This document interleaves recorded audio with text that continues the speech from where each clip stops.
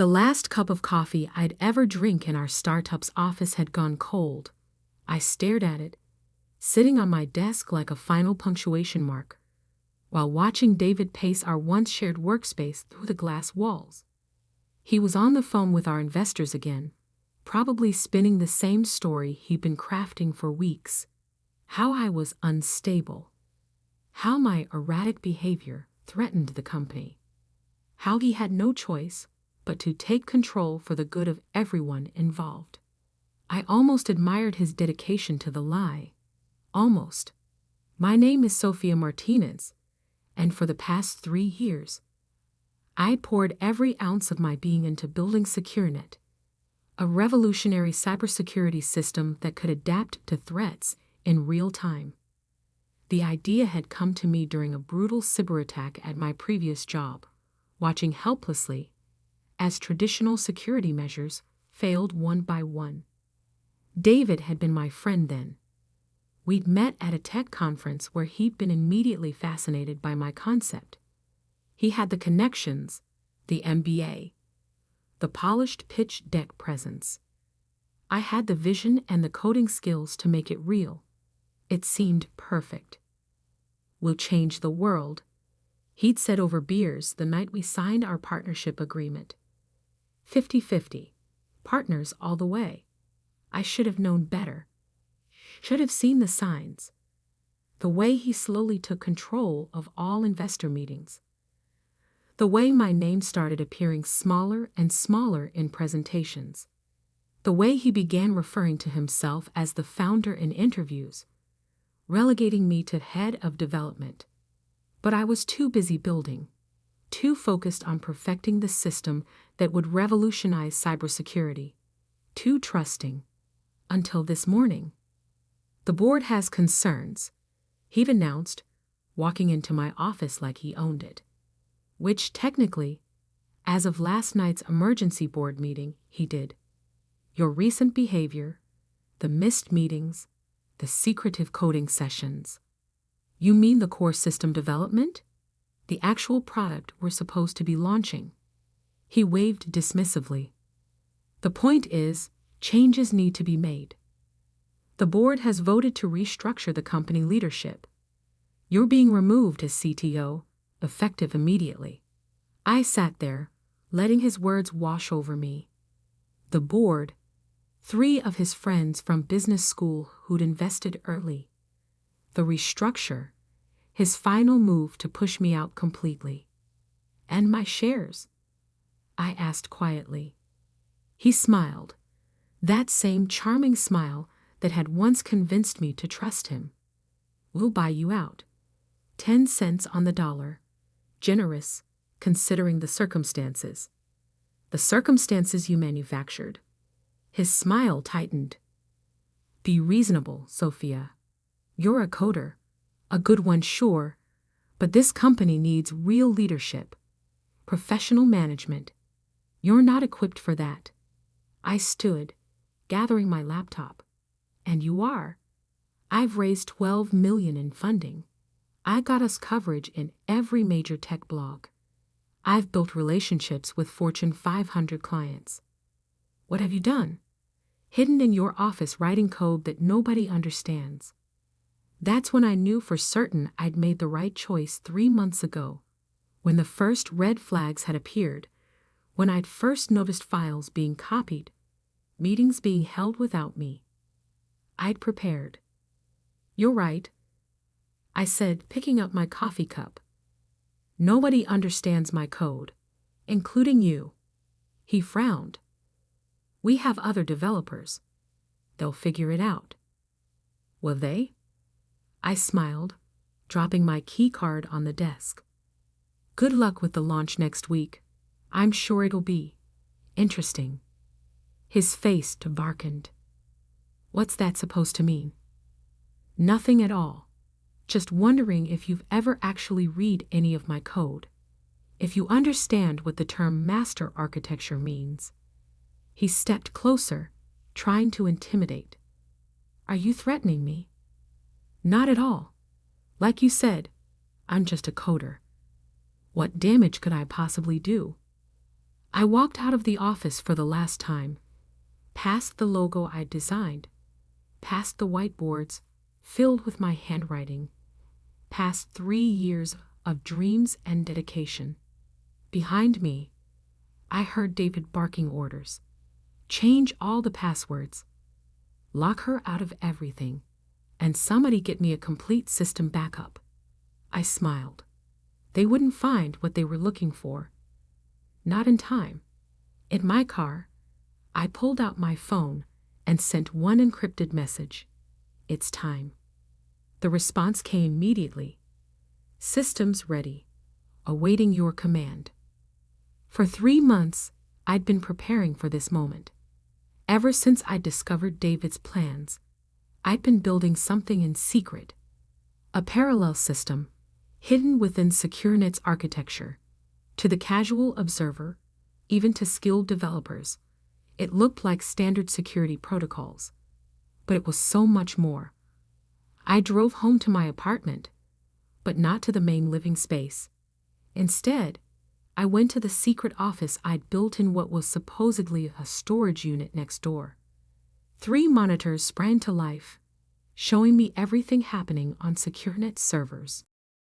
They were already trying to lock me out, changing passwords, revoking access. Watching their frantic activity was like watching ants scurrying before a storm.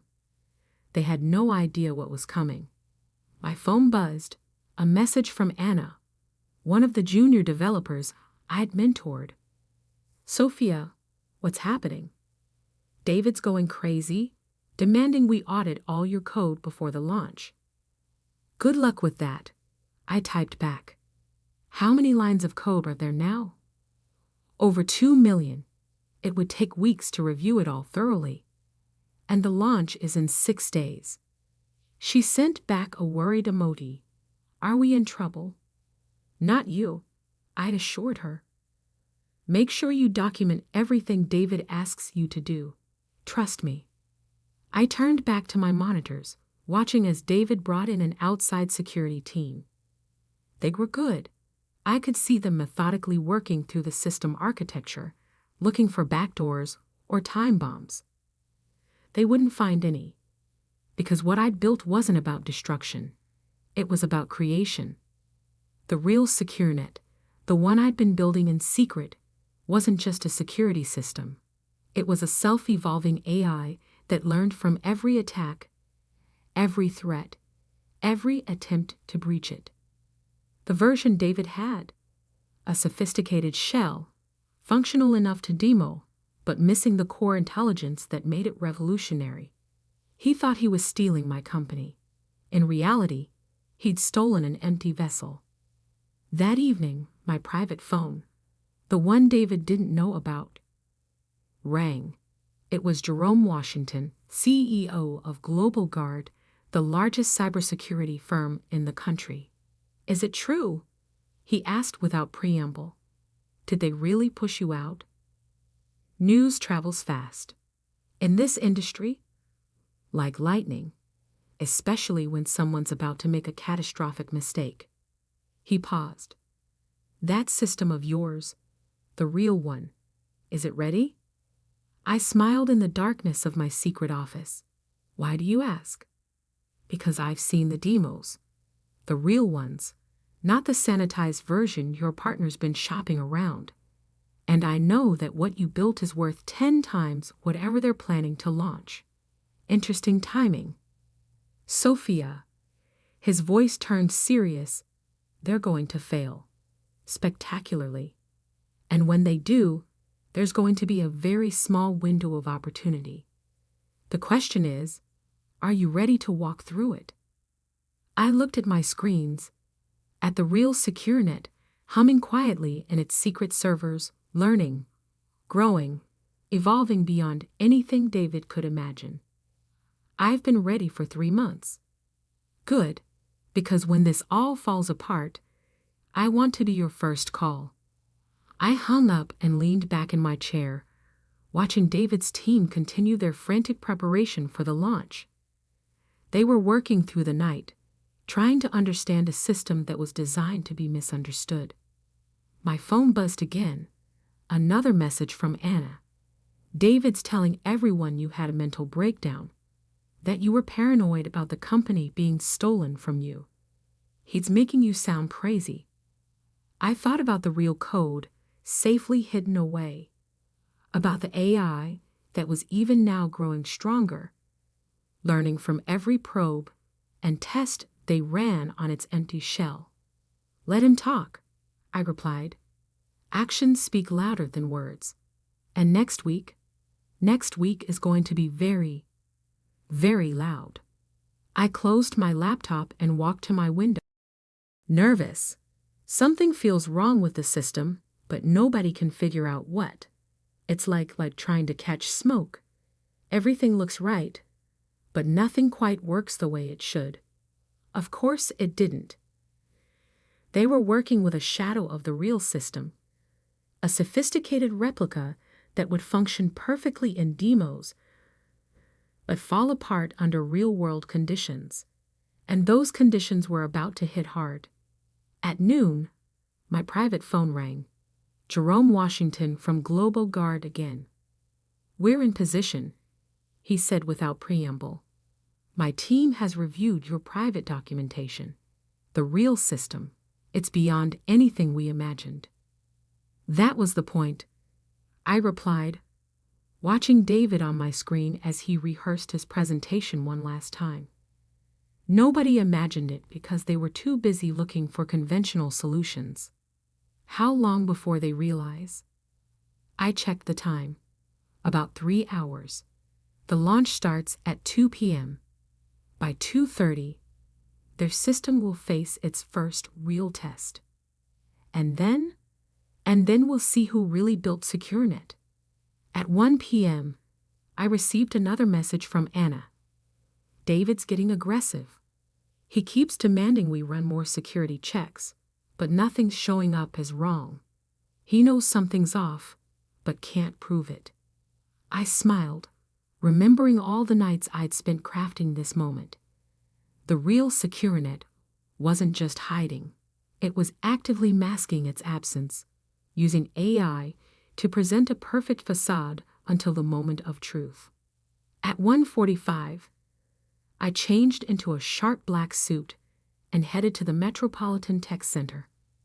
Not to the main hall where the launch was happening, but to a private room I'd reserved on the floor above. From there, I could watch everything unfold on multiple screens while maintaining complete deniability. The launch began precisely at 2 p.m. David took the stage to thunderous applause, every inch the successful tech CEO in his expensive suit and practiced smile. Ladies and gentlemen, he began, today we revolutionize cybersecurity forever. SecureNet isn't just another protection system, it's the future of digital defense. I watched as he launched into his presentation, showing carefully curated demos of the system's basic functions. The audience was impressed. These features worked perfectly because they were real. I'd built them as the foundation of the true system. Then came the moment I'd been waiting for.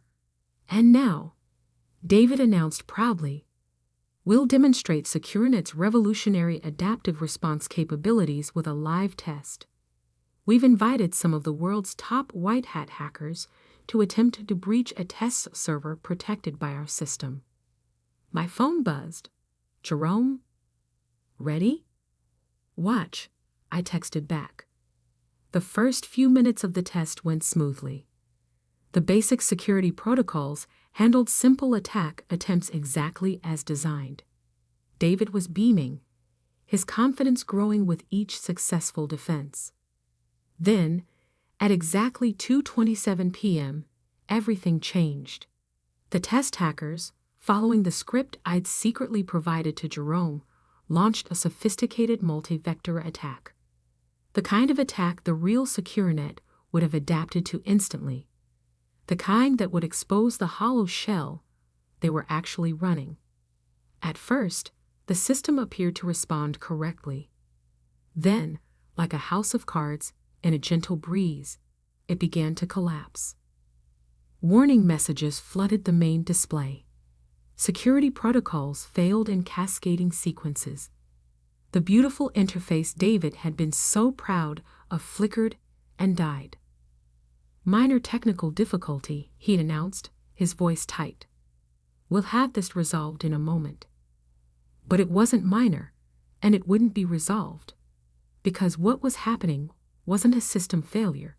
It was the system performing exactly as I designed it to perform when someone tried to run it without the true core architecture. Anna's message popped up. Sophia, everything's crashing.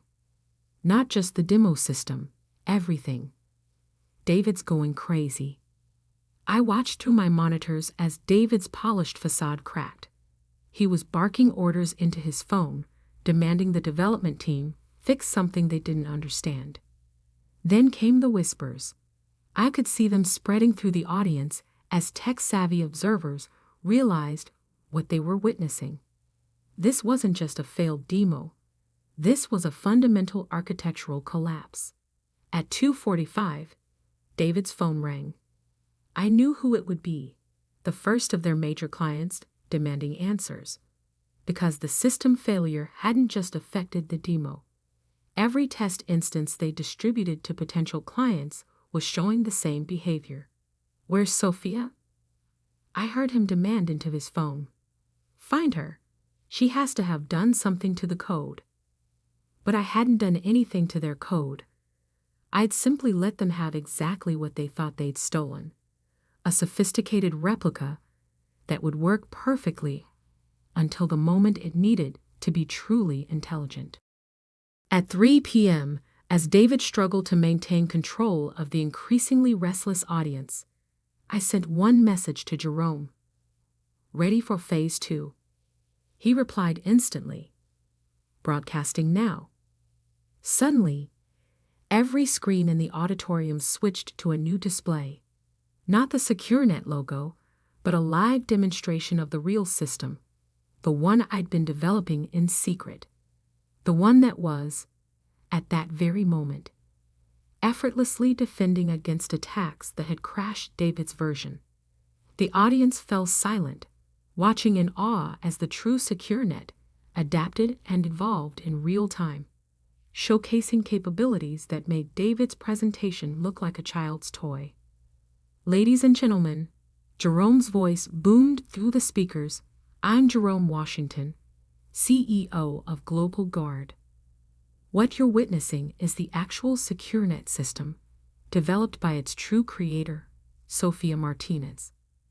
David spun around, staring at the screens in horror as Jerome continued. While others focused on taking credit, Ms. Martinez focused on innovation. The result is what you see before you, not just a security system, but a true AI-driven adaptive defense platform. I stood and walked to the railing of my private balcony, finally letting myself be seen. The audience followed Jerome's gaze upward, and for the first time since this began, I locked eyes with David. He looked small suddenly, standing in the ruins of his stolen success. The system you tried to launch today, I called down, my voice carrying clearly through the hushed room, was never more than a shadow. A convincing replica, yes, but ultimately empty, because the real SecureNet was never about the code you thought you'd stolen. It was about the architecture only I fully understood. You sabotaged us, he sputtered. No, David. I let you sabotage yourself. Everything that happened today was the natural result of trying to launch a system you didn't understand and couldn't control. Jerome took the stage, smoothly taking control of the presentation. Global Guard is proud to announce our exclusive partnership with Ms. Martinez and the true SecureNet technology. We invite all interested parties to join us in the main conference room for a demonstration of what real innovation looks like. As the audience filed out, following Jerome's team, I watched David standing alone on stage, surrounded by screens showing the failure of his attempted theft. My phone buzzed one final time. Anna, the team just got the announcement. Global Guard is offering us all positions with the real SecureNet division. Is this really happening? It's happening, I replied. Hope you're ready to build something revolutionary. This time without hiding. I turned to leave, but David's voice stopped me. You planned this, he called out. All of it. You let me think I'd won. I looked back at him, feeling nothing but a distant pity. You wanted to steal a company, David. I wanted to build something that mattered. We both got exactly what we deserved. As I walked out, I could hear the excitement from the conference room where Jerome was showing what the real SecureNet could do. The system I'd spent 3 years building was finally being seen for what it truly was. Not just a security platform, but a new paradigm in digital defense. And David? He was about to learn that in the tech world, true innovation can't be stolen. It can only be built. One line of code at a time. 6 months after what tech blogs now called the SecureNet revelation, I stood in Global Guard's new innovation center, watching real-time displays of our system protecting networks across the globe. The numbers were staggering. Over 5,000 clients, including 80% of the Fortune 500, with a security success rate that made traditional systems look prehistoric. Another attack prevented. Maya, my new chief of operations, announced. The system adapted to the threat pattern before it even fully formed. The NSA wants to know how we knew it was coming. We didn't. I smiled, watching the AI's neural pathways reorganize on my screen. The system did. That's the beauty of true adaptive architecture. I picked up the latest copy of Tech Innovator magazine. The cover story read, SecureNet, the AI security revolution that changed everything. Inside was a smaller article. Former tech CEO David Parker faces federal investigation over intellectual property theft. Speaking of David, Maya continued, his lawyers reached out again. They're floating another settlement offer. I set down the magazine. Same answer as always. I'm not interested in settlements. I'm interested in truth. The truth had come out spectacularly in the weeks following the failed launch. David's carefully crafted image had crumbled as investors and board members turned on him, revealing a pattern of deception that went far beyond just pushing me out. He'd been cooking the books, making promises he couldn't keep, all while trying to steal something he didn't understand. But that wasn't my concern anymore. My focus was on building something bigger than revenge. The Innovation Academy applications are ready for review, Maya said, pulling up a new screen. Over 2,000 candidates for the first class. The Academy had been my idea. A program to identify and support overlooked tech innovators, particularly those who'd been pushed aside or underestimated. We committed $100 million to fund their projects and provide mentorship. Start with this one. I pointed to a familiar name, Anna Thompson. My former colleague had stayed at the old SecureNet through the collapse, documenting everything. Her testimony had been crucial in the federal investigation, and her own innovations, once suppressed under David's leadership, were remarkable. Already flagged her, Maya grinned. Along with that entire team of developers you mentioned. The ones who saw but couldn't speak, I finished. Exactly the kind of talent we want to nurture. My phone buzzed. Jerome Washington, now my co-chair on the Global Guard board. You're going to want to see this. Turn on CNBC. I clicked on the wall screen just in time to see the breaking news. Tech fraud investigation expands. Multiple executives implicated in systematic theft of innovation. It wasn't just about David anymore. The investigation had uncovered a network of tech leaders who'd made a practice of pushing out innovators and stealing their work. The industry was facing a reckoning. Perfect timing, Maya said, pulling up another document. The Patent Protection Initiative is ready to launch. This was the project I was most proud of. A legal and technical framework to protect individual innovators from corporate theft. We developed it in partnership with leading tech law firms, creating a blockchain-based system for securing intellectual property rights. Schedule the announcement for next week, I decided, and make sure every tech incubator in the country gets an invitation. That evening, I had dinner with Jerome in my new office, no longer hidden, but occupying the top floor of Global Guard's headquarters with a view of the city I was helping protect. Remember when we first discussed this partnership? He asked, pouring wine. You were working from that secret office, watching David dig his own grave. Seems like a lifetime ago. You could have destroyed him more completely, you know. The evidence you had, the recordings. I shook my head. Destruction was never the goal. Building something better was. Speaking of building, he slid a tablet across the table. The acquisition offers are getting serious. Microsoft just doubled their bid. I didn't even look at the numbers. Not interested. I knew you'd say that. He smiled. Which is exactly why I wanted you as a partner. This was never about money for you.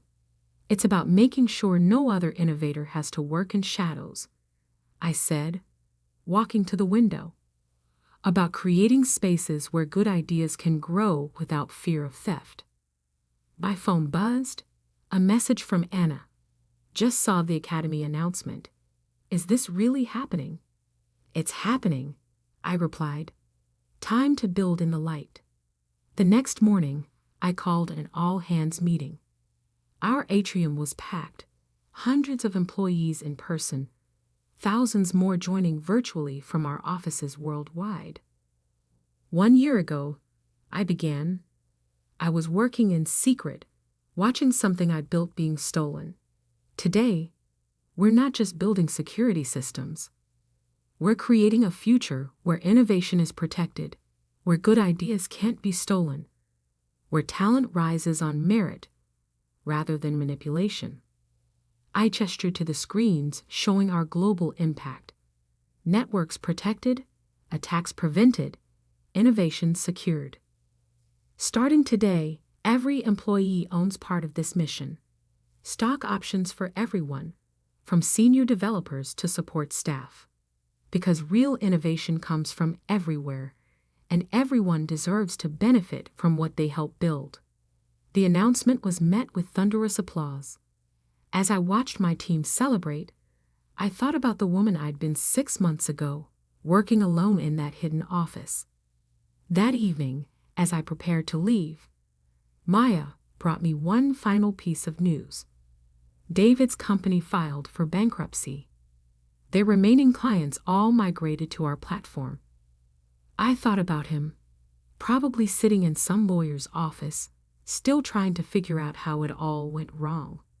Still not understanding that true innovation can't be stolen. It has to be nurtured, protected, allowed to grow. My phone buzzed. A message from one of our Academy applicants. Your story inspired me to keep building even when no one believed in my ideas. Thank you for showing us it's possible. I smiled, remembering exactly how that felt. Then I opened my laptop and began reviewing applications, ready to give other overlooked innovators the chance to build something extraordinary. Because sometimes the best revenge isn't about destroying what others tried to steal. It's about building something so magnificent that theft becomes impossible. About creating a future where innovation is protected and talent can thrive in the open. The next morning, I approved funding for 20 new projects through the Academy. As I signed the documents, I thought about David and all the others who thought they could steal success rather than earn it. But I wasn't building for them anymore. I was building for every person who'd ever been told their ideas were too ambitious, their dreams too big, their innovations too disruptive. And we were just getting started. Because success isn't just about proving thieves wrong. It's about proving innovators right. Again and again and again. Until the only voice that matters is the one that says, build something extraordinary. And so we did. And so we would. One innovation at a time. The following week, I stood on stage at MIT's technology conference, announcing the Patent Protection Initiative. Looking out at the sea of young faces, I saw the future, not just of technology, but of protected innovation. Build, I told them. Build without fear. Build without hiding. Build knowing that your ideas are yours to develop, your innovations yours to grow. In the front row, I spotted Anna with her team, already working on projects that would have been impossible under David's leadership. Behind her sat developers from 20 different companies, all ready to be part of something bigger than individual success. After the announcement, a young programmer approached me, clutching a laptop. Ms. Martinez, I have an idea. Everyone says it's impossible, but tell me, I said, leading her to a quiet corner. Because that's what real innovation looks like. Not stolen success, but earned triumph. Not hidden genius, but protected brilliance. One idea at a time, until the light of innovation shines so bright that shadows have nowhere to hide. And that's a revenge sweeter than any destruction could ever be.